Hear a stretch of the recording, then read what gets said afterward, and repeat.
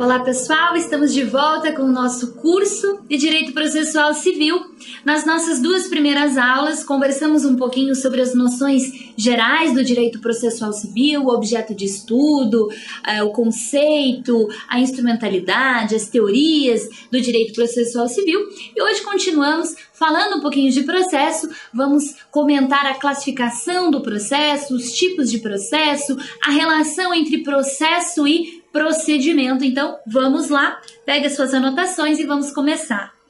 Processo e procedimento. Enquanto o processo ele é aquele instrumento que permite o exercício jurisdicional, o exercício do poder jurisdicional para a eliminação de um conflito e realização da justiça, que é um conceito finalístico de processo, um conceito teleológico de processo, um instrumento a fim de realizar a atividade jurisdicional para obter o final, que é a realização da justiça, que é a eliminação dos conflitos, a pacificação social. Então, o processo é aquele instrumento que permite o exercício da função jurisdicional, lembrando que sempre olhando para a Constituição Federal, para as garantias constitucionais, ele tem esse objetivo de realizar a justiça e eliminar os conflitos de interesses, posto que se o processo surge de uma pretensão resistida, você tem um interesse resistido, esse interesse precisa ser pacificado, precisa ser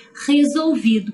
E essa pacificação, essa resolução do problema, essa eliminação do conflito acontece com o processo. Então, o processo, esse instrumento que permite o exercício da atividade jurisdicional, que não é outro senão a realização da justiça, a eliminação do conflito de interesses. E o procedimento? O procedimento é a parte material, é a parte visível do processo. Porque enquanto o processo se refere a um instrumento que permite o ofício jurisdicional, estamos falando de um elemento imaterial.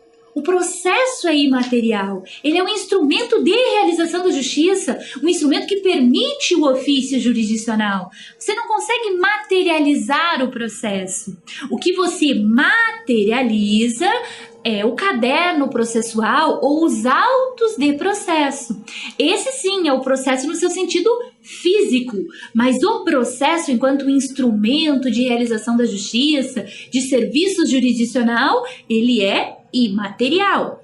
E o procedimento? O procedimento é a visão física de processo. É o procedimento que é aquela sequência de atos destinados a obter a realização da justiça, destinados a obter a eliminação dos conflitos. Então, processo imaterial, instrumento de realização da justiça, instrumento que permite o ofício jurisdicional, enquanto o procedimento é a sequência de atos destinada a esse fim, destinada à realização da justiça, destinada à eliminação dos conflitos.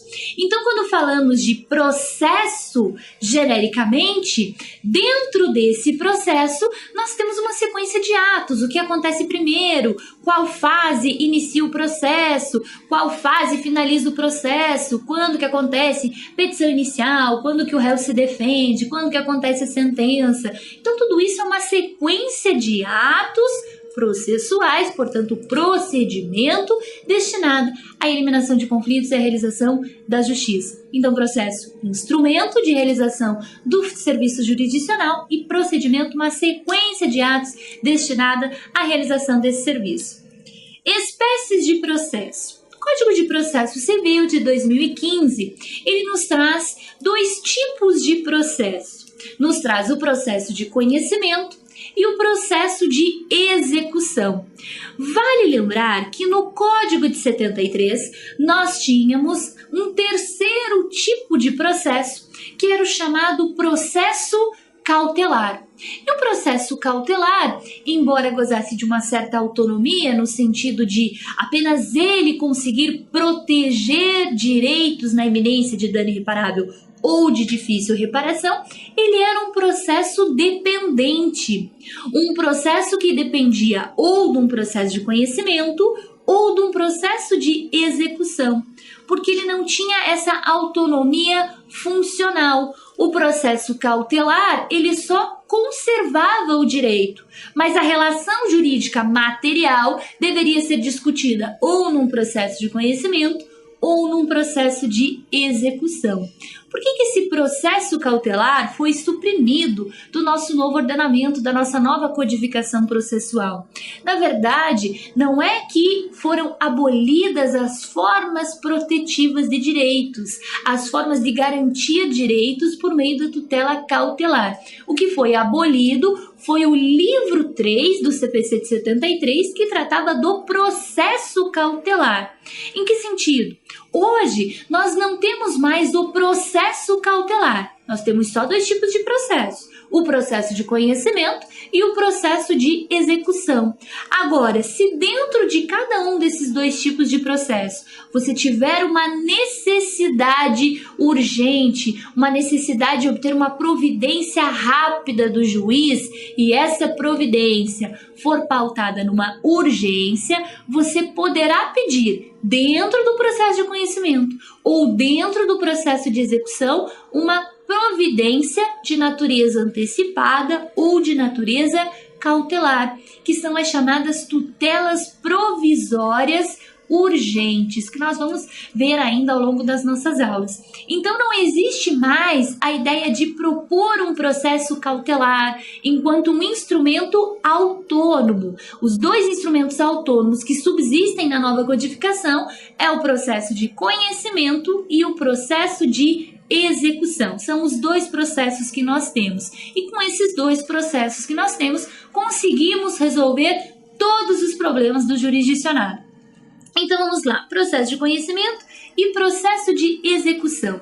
O processo de conhecimento, ele vem combater uma chamada crise de incerteza. Por que se diz processo de conhecimento vem combater uma crise de incerteza? Porque quando você usa um processo de conhecimento, quando você precisa de um processo de conhecimento, você não tem certeza em relação ao direito da parte, ao direito do seu cliente. O seu cliente chega no seu escritório e traz uma narrativa daquilo que foi lesionado, daquilo que foi ameaçado de lesão e entrega esse problema para você, advogado. O que você deve fazer? Esse direito não está declarado em nenhum título. Esse direito precisa ser levado a conhecimento do juiz. O juiz, quando recebe a sua petição inicial de processo de conhecimento, ele também não sabe se a parte tem ou não direito.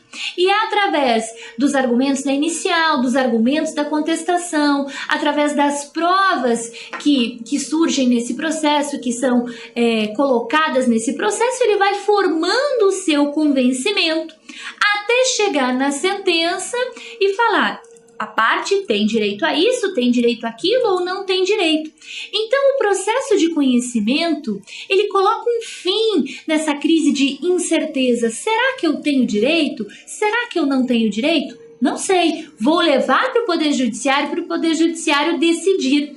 Então eu levo na minha petição, o réu aponta as suas argumentações na contestação e toda a relação jurídica o juiz vai conhecendo paulatinamente do meu processo, vai conhecendo os fatos, vai conhecendo as provas, vai formando o seu convencimento até me dar uma resposta. Então, como o próprio nome já diz, processo de conhecimento, serve para o juiz conhecer o direito da parte e, ao final, me dar uma providência declaratória, constitutiva, condenatória, mandamental ou executiva lato sensu, que são as 5 modalidades de providências jurisdicionais, as 5 modalidades de sentença que nós temos num processo de conhecimento. O processo de conhecimento é a atividade cognitiva mesmo do juiz. O juiz investiga fatos, analisa provas, forma o seu convencimento e me dá uma resposta, se a parte tem ou não direito àquilo que ela pretende. Outro processo que nós temos é o processo de execução. No processo de execução, o juiz ele não precisa investigar fatos, provas e dizer se eu tenho ou não tenho direito, porque o processo de execução ele cuida da crise de inadimplemento. Isso significa que o meu direito já está declarado num título. Quando você emite um cheque, emite uma nota promissória, esse título já tem as informações de quem é o credor, de quem é o devedor, o valor do título, o vencimento da obrigação. Então, a partir daquele momento, o direito de crédito de um cheque, de uma nota promissória, já está declarado. E se a parte não cumpre aquela obrigação no prazo, ela está inadimplente. Diante desse inadimplemento, processo de execução. Então, a atividade do juiz no processo de execução é diferente da atividade do juiz no processo de conhecimento. Enquanto no processo de conhecimento o juiz analisa fatos, analisa provas e faz audiência e conversa com o autor e conversa com o réu e pede eventualmente perícia e faz uma série de inserções para formar o seu convencimento e dizer o direito, no processo de execução, o direito já está declarado no título. O juiz não precisa se convencer desse direito, o direito já está lá. Então, a atividade do juiz é simplesmente verificar a regularidade do título, comunicar o réu que ele está inadimplente, que ele tem um prazo para cumprir aquela obrigação, e caso o réu não cumpra a obrigação, a investidura dentro do patrimônio do devedor. Então, você tem lá um prazo para pagar a sua obrigação. Não paga, eu vou atrás do seu patrimônio. Então, o processo de execução, ele olha para um direito já declarado no título e simplesmente satisfaz esse direito, materializa esse direito. Deu para entender a diferença? Processo de conhecimento, processo de execução. São os dois instrumentos que nós temos, um instrumento cognitivo e um instrumento executivo. Processo de conhecimento, então, é o meio através do qual as partes levam suas argumentações, provas e fundamentos ao conhecimento do juiz, buscam a comprovação dessas provas, desses fundamentos e assim uma decisão favorável. Eu levo o meu direito para o juiz conhecer e me dar uma resposta. Enquanto o processo de execução é o meio através do qual se permite a satisfação do direito do credor. O meu direito já está declarado num título, basta ele ser satisfeito. Mas sobre o processo de execução, é importante a gente analisar que a atividade executiva ela admite duas espécies: o cumprimento de sentença e o processo de execução. Vamos conversar um pouquinho sobre isso. Quando o legislador, no Código de Processo Civil de 2015, coloca que temos dois tipos de processo: conhecimento, instrumento cognitivo, e execução, instrumento satisfativo, ele prevê que na tutela executiva, na tutela satisfativa, nós temos essas duas espécies, esses dois grupos: cumprimento de sentença e o processo de execução. Por quê? O processo de execução, também chamado de processo autônomo de execução, ele só serve para satisfazer os direitos do credor pautados num título extrajudicial. O que é um título extrajudicial? Um título formado fora do Poder Judiciário. É um contrato, é um instrumento de transação, é uma nota promissória, uma duplicata, um cheque. Esses são títulos extrajudiciais. Todos aqueles que estão no artigo 784 do Código de Processo Civil, nós vamos ver ainda ao longo das nossas aulas. Então, o processo autônomo de execução, ele satisfaz os direitos desse credor pautado num título extrajudicial. Por quê?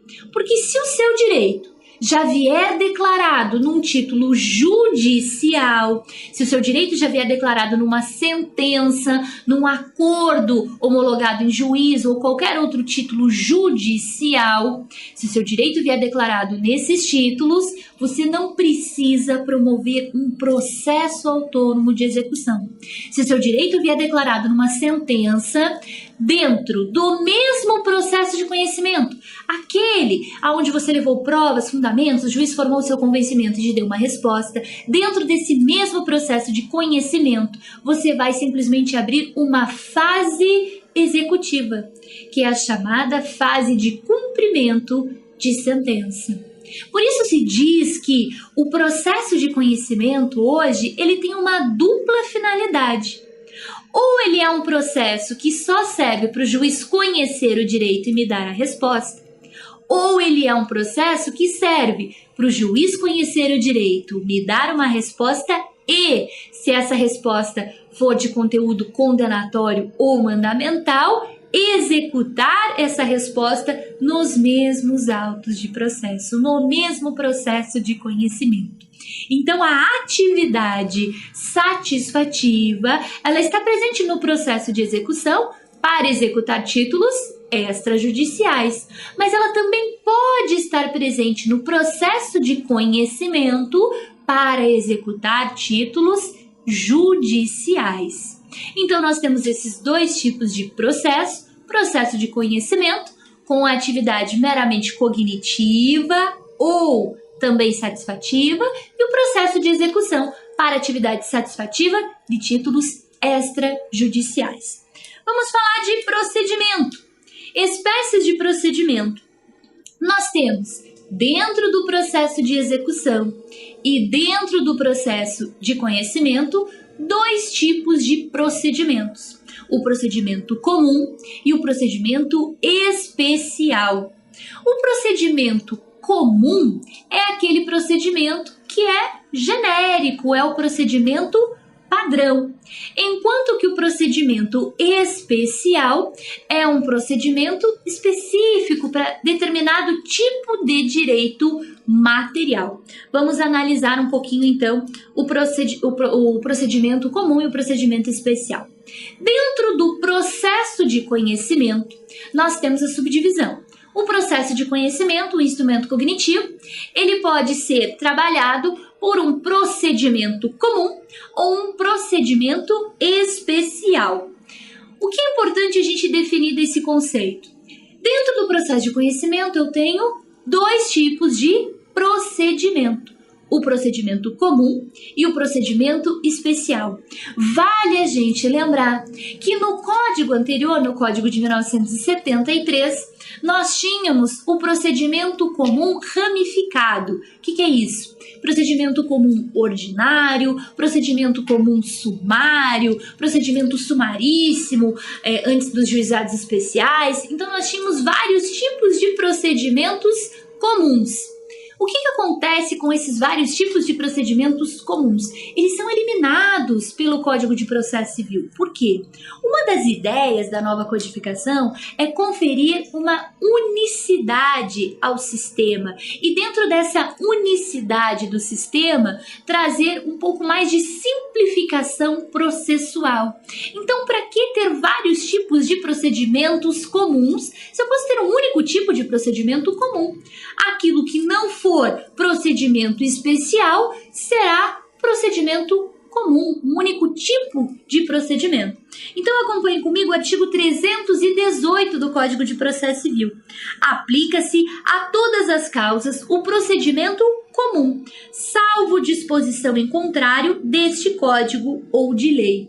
Ou seja, o procedimento comum é aplicável a todas as causas em sentido genérico. Aquilo que não for procedimento especial, aquilo que não tiver uma ressalva no código ou em outra legislação, será aplicado o procedimento comum. Por que ele tem esse nome, procedimento comum? Porque ele é o procedimento padrão. É o procedimento que começa com uma petição inicial, o réu é citado a integrar a relação jurídica processual, é marcada uma audiência de conciliação ou mediação. Se dessa audiência não tiver acordo, nós teremos um prazo de defesa do réu. Após esse prazo de defesa, a organização do processo, a audiência de instrução e julgamento, até o juiz formar completamente o seu convencimento e proferir sentença. Esse é o procedimento comum, procedimento padrão, aplicável em quase todas as demandas, com exceção daquelas de procedimentos especiais. Parágrafo único do artigo 318. O procedimento comum aplica-se subsidiariamente aos demais procedimentos especiais e ao processo de execução. Então, é um procedimento genérico mesmo, ele é aplicável a quase todas as demandas e na ausência de norma específica de procedimentos especiais ou do processo de execução, ele é aplicável subsidiariamente.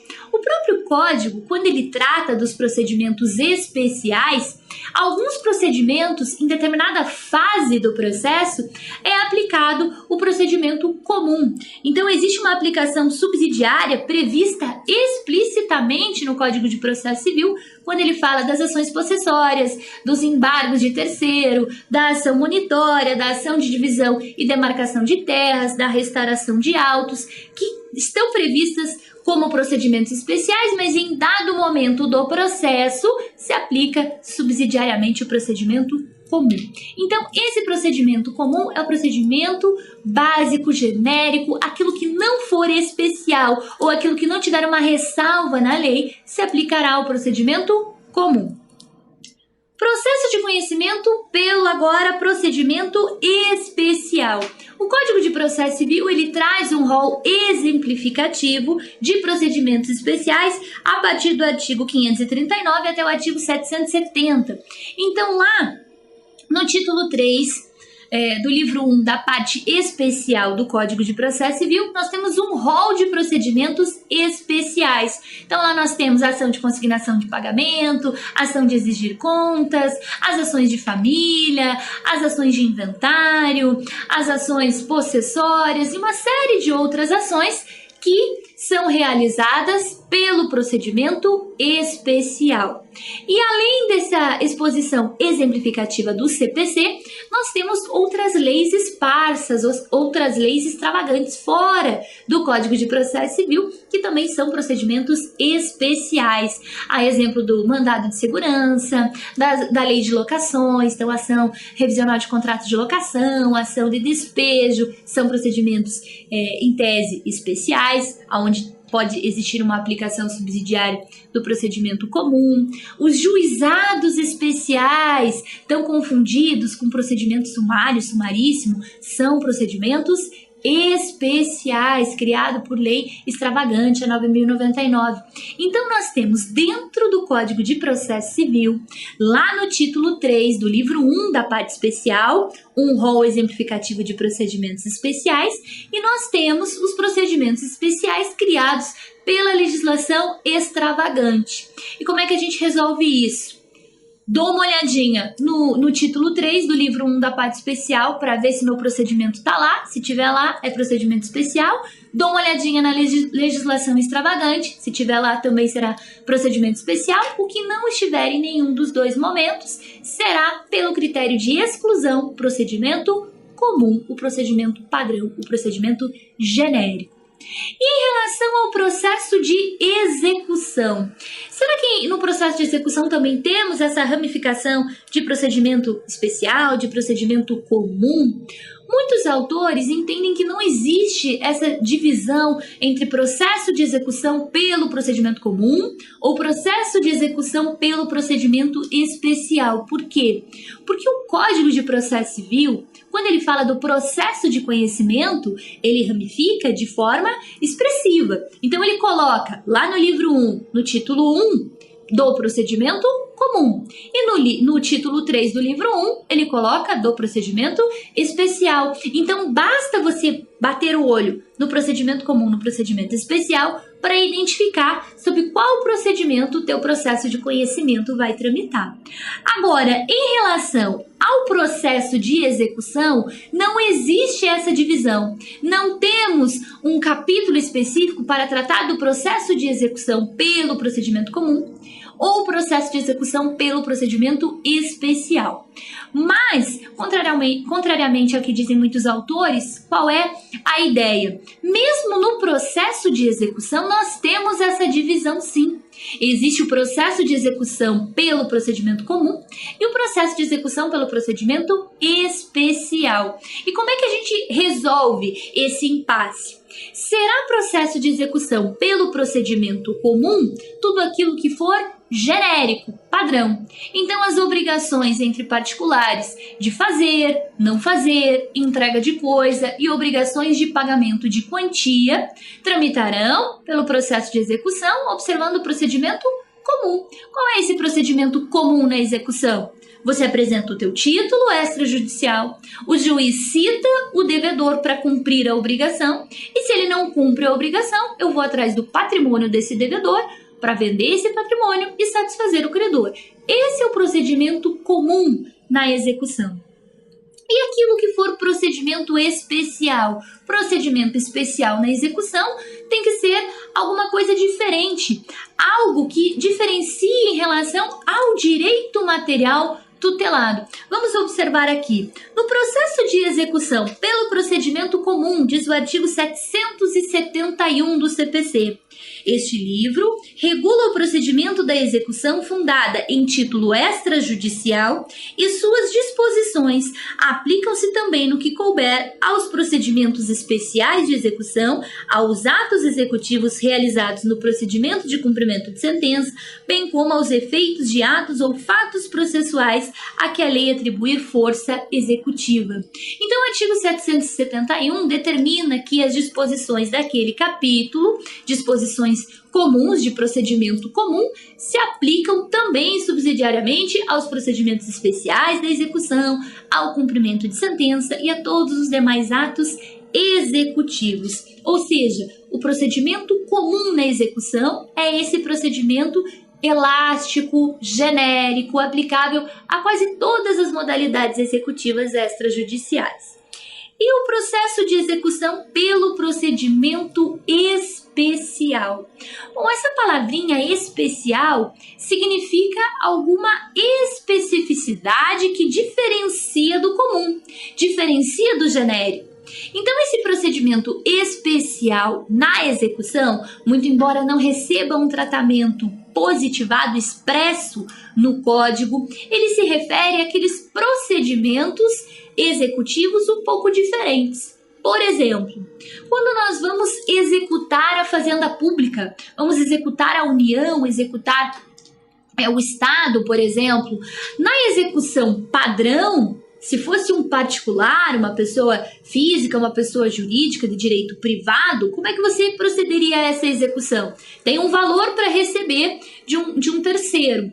Vou executá-lo. Esse valor já está num título extrajudicial, já está num contrato, já está numa nota promissória. Como é que eu faço? Levo esse contrato, levo essa nota promissória, o juiz recebe, cita o meu devedor e o meu devedor tem um prazo para pagar. Se ele não paga, vou atrás do patrimônio dele, com penhora de dinheiro, veículos, móveis, etc., até que o meu direito seja satisfeito. Agora, se essa mesma pretensão, uma pretensão contratual contra a fazenda pública, vou executar a fazenda pública, se ela não me paga naquele prazo, eu posso penhorar bens da fazenda pública? Claro que não. Os bens da fazenda pública são impenhoráveis. E a fazenda pública, ela paga como? No prazo fixado pelo juiz? Também não. Fazenda pública paga por precatório ou requisição de pequeno valor. Então, quando você for entrar com uma execução contra a fazenda pública, é um procedimento um pouquinho diferente, não é? Logo, procedimento especial. A mesma coisa quando a gente falar da execução de alimentos. Ora, mas a execução de alimentos, você não está executando uma pessoa normal? Não seria uma execução padrão, uma execução comum? Não. Na execução de alimentos, se o devedor de alimentos deixar as 3 últimas prestações sem pagar, o que eu posso pedir nessa execução? Prisão civil. Então, diante desse diferencial, caso o devedor de alimentos não pague as 3 últimas prestações, eu posso pedir prisão civil? É algo que não acontece no procedimento padrão, no procedimento comum. Prisão civil ela só é cabível na dívida de alimentos, na obrigação alimentar. Então, é um procedimento diferente, é um procedimento especial. Então, os procedimentos especiais na execução se referem à execução contra a fazenda pública, a execução da própria fazenda pública, que é regulamentada por lei específica, 6.830 de 80, a execução fiscal, e a execução de alimentos. São procedimentos diferentes, portanto, procedimentos especiais dentro da execução. Então, pessoal, eu espero que você tenha conseguido diferenciar os tipos de processo e procedimentos que nós temos, lembrando que temos 2 tipos de processo, o processo de conhecimento e o processo de execução. E dentro desses 2 tipos de processo, procedimento comum e procedimento especial. Procedimento comum na execução e procedimento especial. 2 tipos de processo, finalidades distintas, 2 tipos de procedimentos em cada um dos processos. E eu espero você então na nossa próxima aula, quando falaremos sobre normas processuais, princípios do direito processual civil. Até lá!